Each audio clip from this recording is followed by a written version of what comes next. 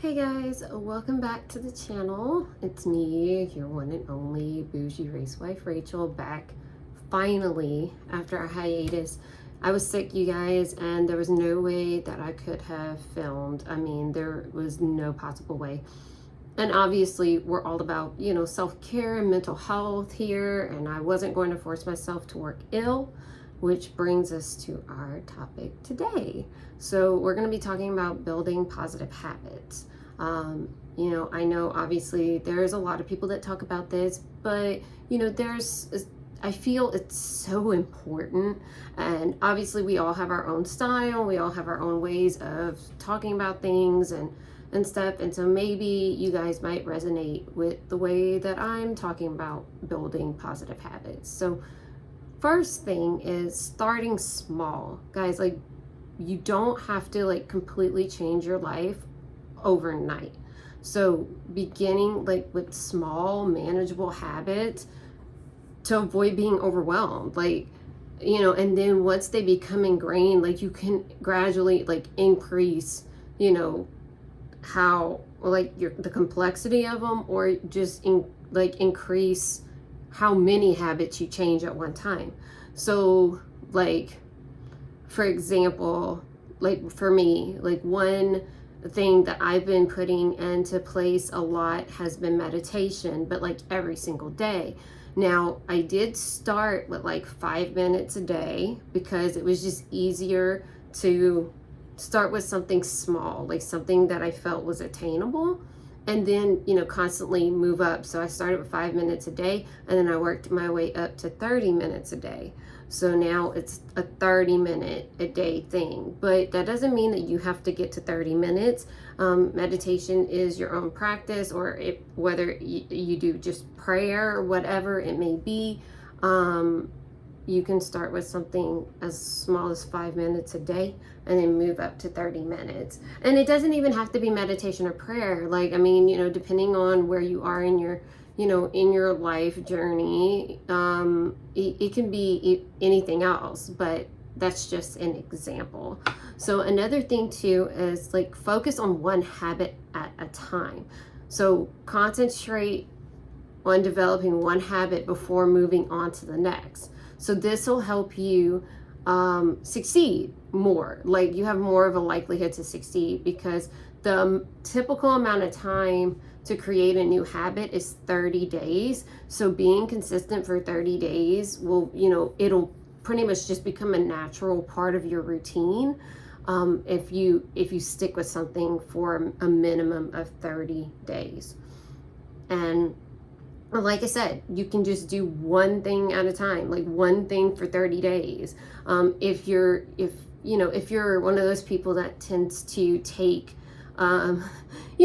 it tends to take you longer to be able to make lifestyle changes. And trust me, it was hard for me. And so I started out this way too, where I just took one habit at a time and did it for 30 days.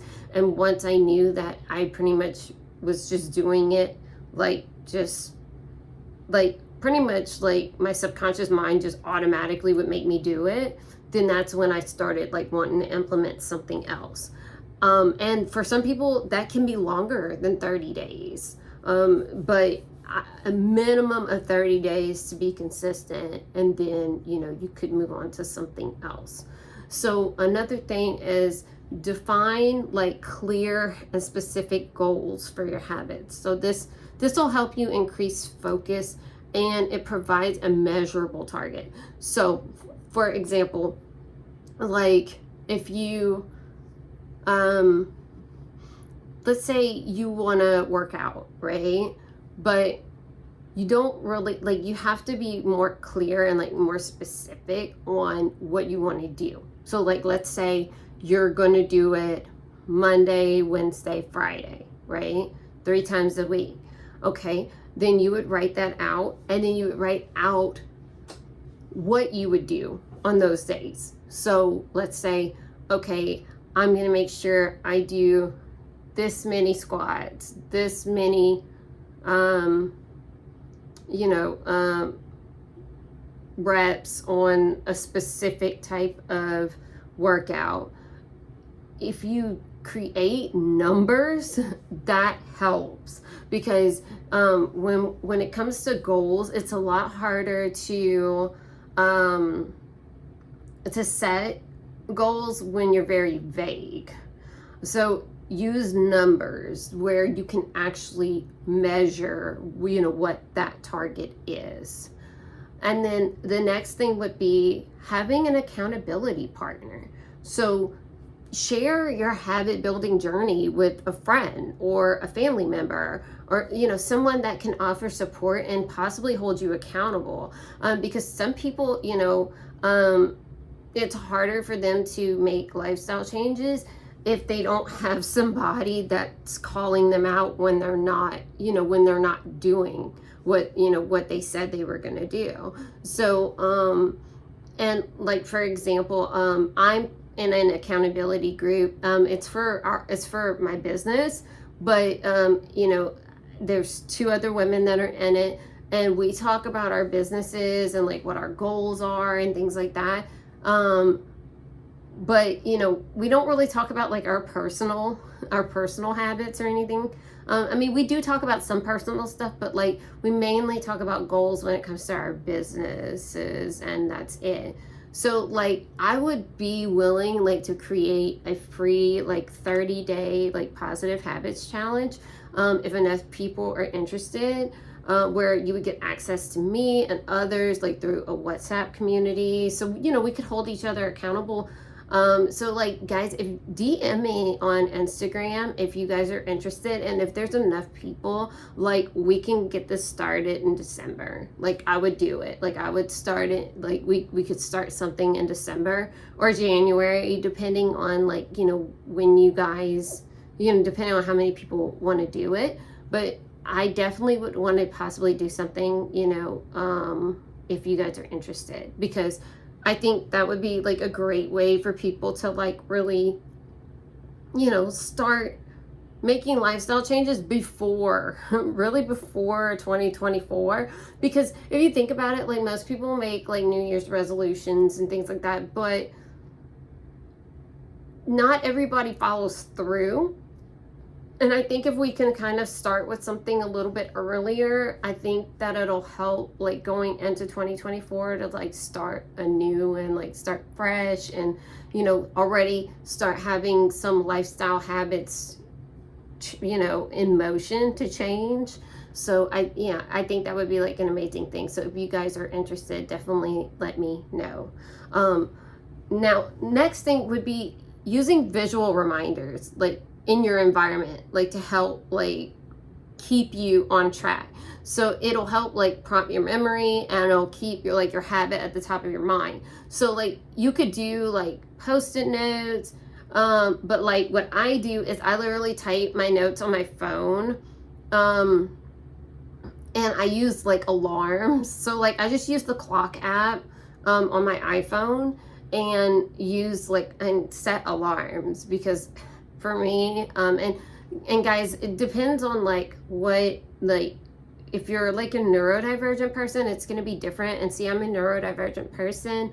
I have ADHD, so like I have autism and ADHD. So for me, I have to like kind of do multiple things. It's weird, but it's my process. So like I type out like my small things that I need to do like on my notes app on my phone. I use alarms, and then I also use the app Structured, which syncs to my Google Calendar that I use for my business as well. And like I know it's on, I believe it's on iPhones and Android devices, but I know for certain it's on iPhones. Don't quote me on the Android part, but like I'll put the information about Structured in the description. But I use the paid version, but there is a free version as well, so you guys could use it for free. But having visual reminders will help you too. And like I said, you know, you could even go the non-tech route, because sometimes, you know, it's good to have like non-tech routines too, because, you know, we depend so much on tech, and I think sometimes we have to have a balance. So yeah, if you want to go the non-tech route, you could use like post-it notes. But the whole point is to build keystone habits, right? So keystone habits is literally like habits that have a positive like effect on other areas of your life too. So like it's not just like going to impact like one part of your life. Because so like for example, like a keystone habit would be like eating healthy, right? Like so eating less fast food, cooking at home, because if you think about it, like when you eat healthier, it affects your mood, it affects your physical health, you know, and then it just like affects multiple areas of, and also like it affects your brain too, because certain foods have certain vitamins in it and things like that. So like, you know, there's a lot of things that come into play. Also like working out, like, because working out can affect your mood, it can affect your physical, you know, capabilities, and obviously it makes you healthier, right? Like taking vitamins, getting 8 hours of sleep, because getting enough sleep, honestly guys, like, and look, I know not everybody can get 8 hours of sleep, okay? Especially number one, if you are a parent and you have small children, that is going to be almost impossible, okay? Especially if you have really small children like infants, toddlers, that's going to be very hard. Once your kids are about school age, then it's a little bit easier to possibly get close to 8 hours of sleep. But if you're a parent with toddlers and infants, I've been there. My kids are teenagers now, so I've been there. But yeah, it's almost impossible to get 8 hours of sleep, because, you know, they'll wake up in the middle of the night and things like that, and there's just really no way for you to fully get 8 hours of sleep unless you like go to bed extremely early and just hope and pray that your children do not make any noise and that they sleep all the way through. But that doesn't always happen. So that, you know, but still trying to get enough sleep as possible. And then like self-care habits, those are all keystone type habits, because, you know, it affects multiple areas of your life. So if you can, those habits should be a priority, because obviously it's going to affect multiple areas of your life. And then, you know, you can go to other habits. But the whole point, like I mentioned, is consistency. 30 days minimum is what's going to get you where you need to be with these habits. So you stick to your routine. And guys, look, I know sometimes we fall off, right? Because like our motivation's just not there. You know, there could be things going on, and then like all of a sudden we just end up not hitting that 30-day mark, and then we have to start again. Thing is, there's nothing wrong with that. The point is to always just go back to it. You know, if it is a habit that you truly feel aligned with, because sometimes when we start habits, like start trying to learn habits, you might realize that it's like, man, like this is not for me, right? And there's nothing wrong with that. Like, because that's kind of the whole point, is you got to find what works for you. And if you get, let's say 10, 20 days in, and you're like, you know, this is not really working out for me. Like, this is not really something that I feel I truly want to do. Like, because sometimes, you know, we'll watch like other YouTubers or just random people, and they'll be like, oh, well, I get up at 5 a.m. and I do this and I do that.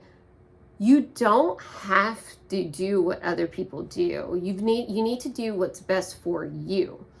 And sometimes that means you might not be able to do 5 a.m. You know, I mean, like for me, I wake up at 5:30 every day, but that's because I have to, okay?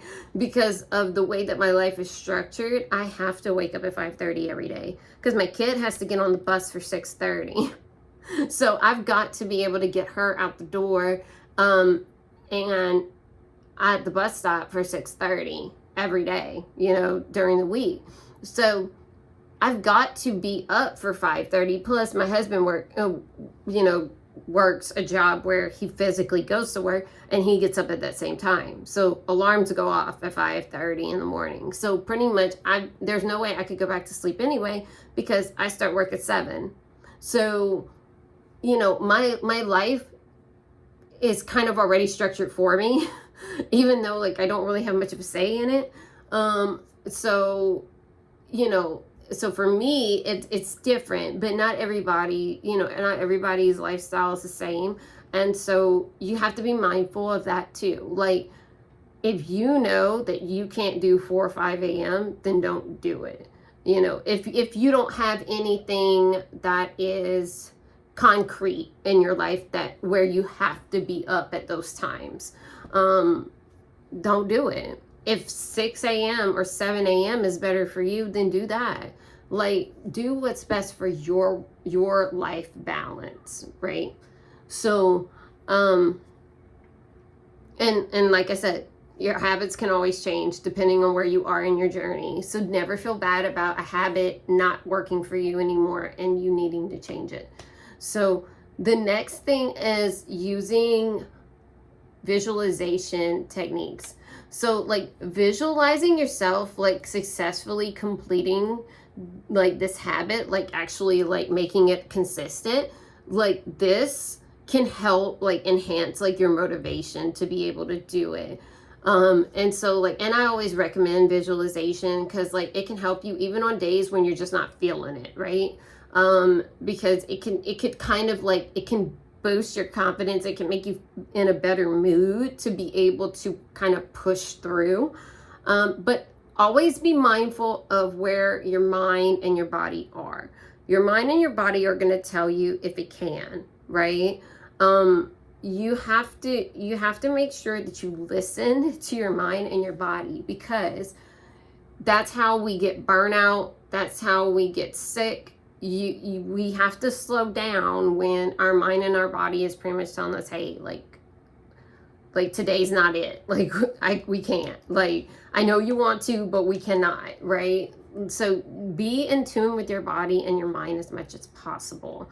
And I know it's harder to do it in our society because obviously we're kind of like brought up where we're supposed to constantly work, and like people are constantly overworking, constantly overdoing everything, right? Because that's just the hustle culture. Don't do that if you know that is not right for you. Some people, hustle culture works for them, and that's fine. But if you know that you're not about that and you want that slow living, like, you know, slow feminine life, then do that, because there's nothing wrong with that.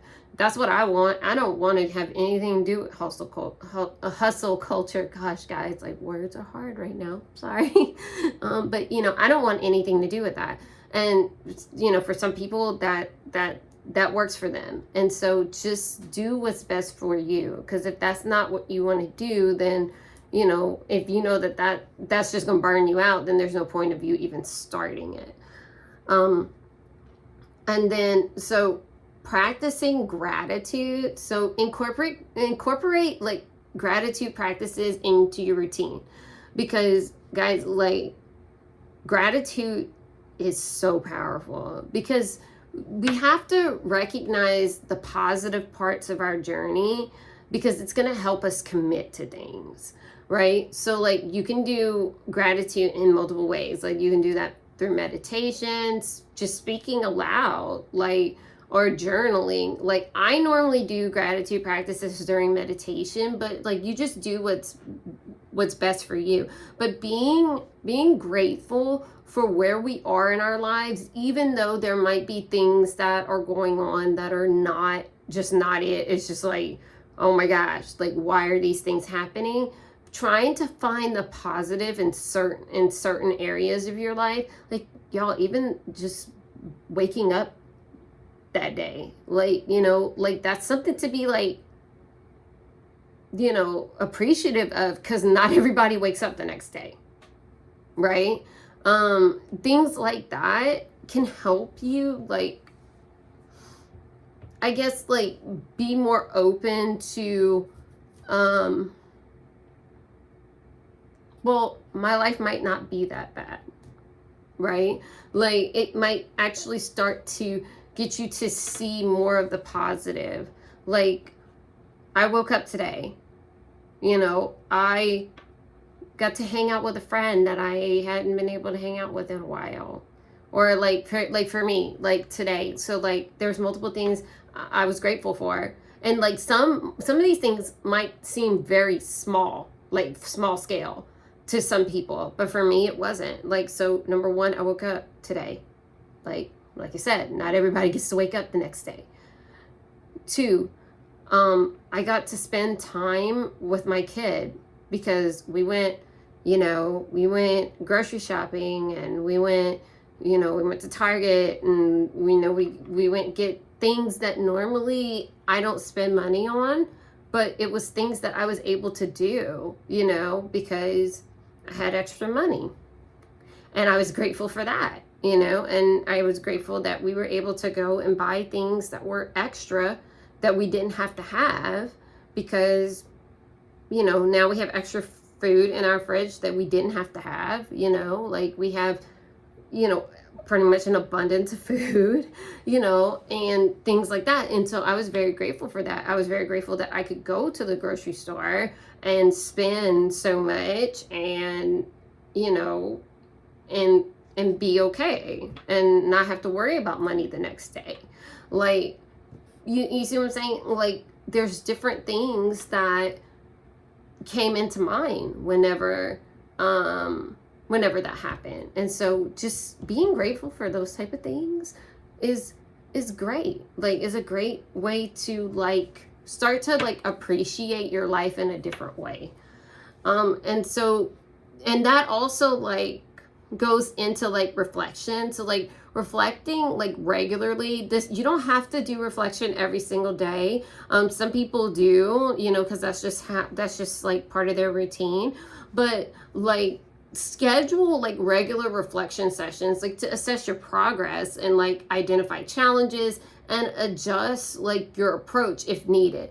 Because, you know, like I said, like there might be like lifestyle changes that you're making that, you know, so far in you're like, I really do not want to do this. Like, I don't like this. Like, it's not for me, you know, so you can kind of assess things. So what I do, I actually choose one day out of the week, like, so, and I make it a habit. So for me, I always do my reflecting on Wednesdays, because that's the day that I kind of like live a slow day. So like, but guys, I still have my corporate job during the day. So like, for me, this like, I would say like my slow day is more like a slow afternoon, I guess, or almost evening, because I work from 7 a.m. to 3. Well, 2:45-ish, whatever.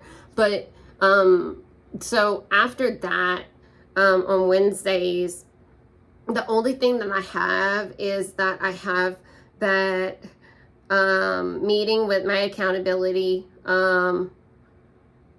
partners, and that's it. So like I don't work on my podcast. Like the only thing I will do is if I know it's a week where I'm going to be doing a YouTube video, like I will script the YouTube video, because I don't consider YouTube a part of my business. I actually do this as like a passion project thing. It's something that I've been wanting to do for a long time, but I've never really put in the effort to like do YouTube. And look, I know it's a lot of work. Like I can see how hard it is to like be consistent on YouTube. And like, I'm not one of those, like, to quote Elle Woods, like it's hard. Like, no, I know many hours go into like creating amazing YouTube videos. And, you know, and I love so many creators on here. And I'm also going to like link in the description like some of my favorite content creators on YouTube, because guys, like, you know, there's some of the people that inspire me to do what I'm doing, that, you know, starting this whole thing. So I'm going to link their channels in the description so you guys can go check them out too, because I'm all about, you know, I'm all about supporting other creators. Like, you know, there's plenty of room in YouTube, you know, the YouTube space for all of us. So I don't, you know, like I said, I don't consider any of them competition, even though some of them do talk about some of the same things that I do. We all just have our different spin on it. And so like, I don't consider them competition, like at all. Like some of them have like thousands and thousands of followers. So like, I don't even, like, they're in a totally different league. So I'm not even worried about it. So also embrace a growth mindset, guys. So like when you adopt a growth mindset, you're recognizing the habits that can be developed and improved with effort and consistency. So like, normally I don't quote like musicians or whatever, but, or, you know, or singers or whatever, or rappers, but like, I'm gonna actually quote Drake here. It's like, we started from the bottom, now we're here. Okay, so like, you can only go up from here, right? When we create positive lifestyle changes. So obviously we are humans, so we are automatically like not perfect, right? So there will be days when you're not motivated, or you might fall off of your game, but that doesn't mean that you can't get back on track, right? You know, you might make a wrong turn, right? But that doesn't mean you can't get back on the track, right? And I know, like, I'm kind of throwing a racing reference out there, you know, but still, like, you never know, like, you know, you might hit the wall one time, right? But that doesn't mean you stop. Like, you know, it's a one-time thing. Like, that happened, okay, you can, if it's not too much damage, right, you can get back on track. If it's too much damage, you might have been taken out that one race, but you can always race again, maybe the next week, whatever. Like, we are not going to be perfect 100% of the time. We're not going to be on our game 100% of the time. Like, you know, even some of them, like, and to even just still throw racing in there, right? Professional race car drivers don't always, like, not crash, right? Some of them will crash. You know, it might not happen very often depending on who they are, but it happens, you know, or they get taken out by somebody or whatever, you know, but that doesn't mean that they end their career because it's like one bad thing happened to them. Because if that was the case, I can almost guarantee you about 99% of all race car drivers would not be here today if they quit the first time that they got wrecked out, or the first time that, you know, they hit the wall and it was their fault. You see what I'm saying? So we constantly have to bounce back from whatever it is that we're going through. And so don't ever take that as like, you're not good enough, or that, like, you know, this isn't for you, because we have to learn how to pivot in life, you know? Sometimes things don't work out, but that means we assess the issue and then we make changes, and that's okay. Like, that's the whole point of being human, is for us to learn lessons and grow. That's what we're here for. We're not supposed to be perfect straight out the gate at all. You know, we're maneuvering through life going off of what we're told at the very beginning, and then we have to try and figure it out on our own as adults. And that's hard. Like, you know, we tend to not have a ton of guidance as adults. And we have to figure it out on our own. But the thing is, sometimes, you know, hearing other people's stories helps us figure things out, right? And so that's why, you know, sometimes with, you know, with growth, like self-help books, different types of things like that, even podcasts or YouTube channels, whatever, can help people. And that's what I love about content creation, is that there's a lot of us out there that can actually share this information with other people, and we can share our personal stories and what we've been through, and hope that, you know, it helps even just one person. And that's why I do this, and that's why I'm doing it, you know, and I'm wanting to do this full time. So guys, that is it for me. I hope that you resonated with some of, you know, with some of this information, or even all of it. I hope that it helps at least one of you, no matter who it is. And until next time, guys, go out and manifest your best life. Okay, bye.